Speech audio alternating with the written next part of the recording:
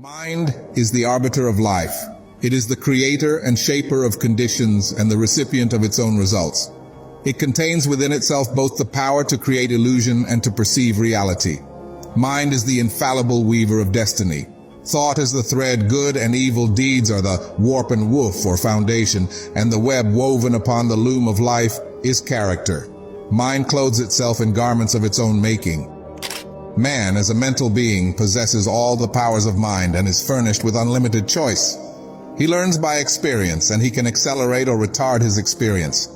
He is not arbitrarily bound at any point, but he has bound himself at many points, and having bound himself, he can, when he chooses, liberate himself. He can become bestial or pure, ignorant or noble, foolish or wise, just as he chooses. He can, by reoccurring practice, form habits, and he can, by renewed effort, break them off. He can surround himself with illusions until truth is completely lost, and he can destroy each of those illusions until truth is entirely recovered. His possibilities are endless. His freedom is complete. It is the nature of the mind to create its own conditions and to choose the states in which it shall dwell. It also has the power to alter any condition, to abandon any state. This it is continually doing as it gathers knowledge of state after state by repeated choice and exhaustive experience. Inward processes of thought make up the sum of character and life. Man can modify and alter these processes by bringing will and effort to bear upon them. The bonds of habit, impotence, and sin are self-made and can only be destroyed by one's self. They exist nowhere but in one's mind, and although they are directly related to outward things, they have no real existence in those things. The outer is molded and animated by the inner, and never the inner by the outer. Temptation does not arise in the outer object, but in the lust of the mind for that object. Nor do sorrow and suffering belong by nature to the external things and happenings of life, but in an undisciplined attitude of mind toward those things and happenings. The mind that is disciplined by purity and fortified by wisdom avoids all those lusts and desires which are inseparably bound up with affliction, and so arrives at enlightenment and peace.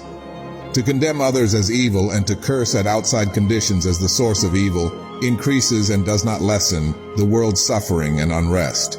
The outer is but the shadow and effect of the inner, and when the heart is pure, all outward things are pure. All growth and life is from within outward. All decay and death is from without inward. This is the universal law. All evolution proceeds from within. All adjustment must take place within. He who ceases to strive against others and employs his powers in the transformation, regeneration, and development of his own mind, conserves his energies and preserves himself. And as he succeeds in harmonizing his own mind, he leads others by consideration and charity into a like blessed state. The way of enlightenment and peace is not gained by assuming authority and guidance over other minds, but by exercising a lawful authority over one's own mind, and by guiding oneself in pathways of steadfast and lofty virtue. A man's life proceeds from his heart and his mind. He has compounded that mind by his own thoughts and deeds. It is within his power to refashion that mind by his choice of thought. In this manner he can transform his life. Let us see how this is to be done. Every established mental condition is an acquired habit, and it has become such by continuous repetition of thought. Despondency and cheerfulness, anger and calmness, covetousness and generosity, indeed all states of mind, are habits built up by choice until they have become automatic. A thought constantly repeated at last becomes a fixed habit of the mind, and from such habits proceeds one's life. It is in the nature of the mind to acquire knowledge by the repetition of its experiences. A thought which is very difficult at first to hold and dwell upon at last becomes, by constantly being held in the mind, a natural and habitual practice. A boy, when commencing to learn a trade, cannot even handle his tools right, much less use them correctly, but after long repetition and practice, he plies them with perfect ease and consummate skill. Likewise, a state of mind at first apparently incapable of realization is, by perseverance and practice, at last acquired and built into the character as a natural and spontaneous condition. In this power of the mind to form and reform its habits, its conditions, is contained the basis of a man's salvation. It is the open door to perfect liberty by the mastery of self. For as a man has the power to form harmful habits, so he equally has the same power to create habits that are essentially good. And here we come to a point which needs some clarifying, and which calls for deep and earnest thought on the part of my listener. It is commonly said to be easier to do wrong than right, to sin than to be holy. Such a condition has come to be regarded almost universally as a self-evident truth. No less a teacher than the Buddha has said, "Bad deeds and deeds hurtful to ourselves are easy to do. What is beneficial and good, that is very difficult to do." And with regards to humanity generally, this is true, but it is only true as a passing experience, a fleeting factor in human evolution. It is not a fixed condition of things. It is not the nature of an eternal truth. It is easier for men to do wrong than right because of the prevalence of ignorance, because the true nature of things and the essence and meaning of life are not understood. When a child is learning to write, it is extremely easy to hold the pen wrongly and to form his letters incorrectly, but it is painfully difficult to hold the pen and to write properly. This is because of the child's ignorance of the art of writing, which can only be dispelled by persistent effort and practice, until at last it becomes natural and easy to hold the pen correctly, and difficult, as well as altogether unnecessary, to do the wrong thing. It is the same in the vital things of mind and life. To think and do rightly requires much practice and renewed effort. But the time comes at last when it becomes habitual and easy to think and do rightly and difficult, as it is then seen to be altogether unnecessary to do that which is wrong. Just as an artisan becomes by practice accomplished in his craft, so you can become by practice accomplished in goodness. It is entirely a matter of forming new habits of thought, and he to whom right thoughts have become easy and natural, and wrong thoughts and acts difficult to do, has attained to the highest virtue, to pure spiritual knowledge.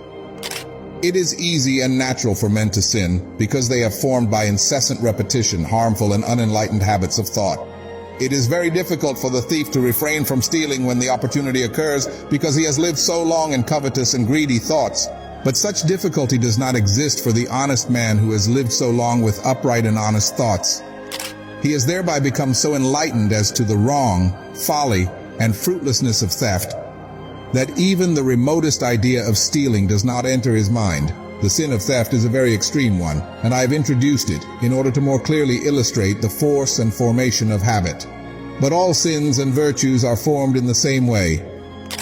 Anger and impatience are natural and easy to thousands of people because they are constantly repeating angry and impatient thoughts and acts. And with each repetition, the habit is more firmly established and more deeply rooted. Calmness and patience can become habitual in the same way. By first grasping through effort a calm and patient thought, and then continuously thinking it and living in it until use becomes second nature and anger and impatience pass away forever. It is in this manner that every wrong thought may be expelled from the mind, that every untrue act may be destroyed, that every sin may be overcome. Let a man realize that his life, in its totality, proceeds from his mind. Let him realize that the mind is a combination of habits which he can by patient effort modify to any extent, and over which he can thus gain complete ascendancy, mastery, and control. At once he will have obtained possession of the key which shall open the door to his complete emancipation.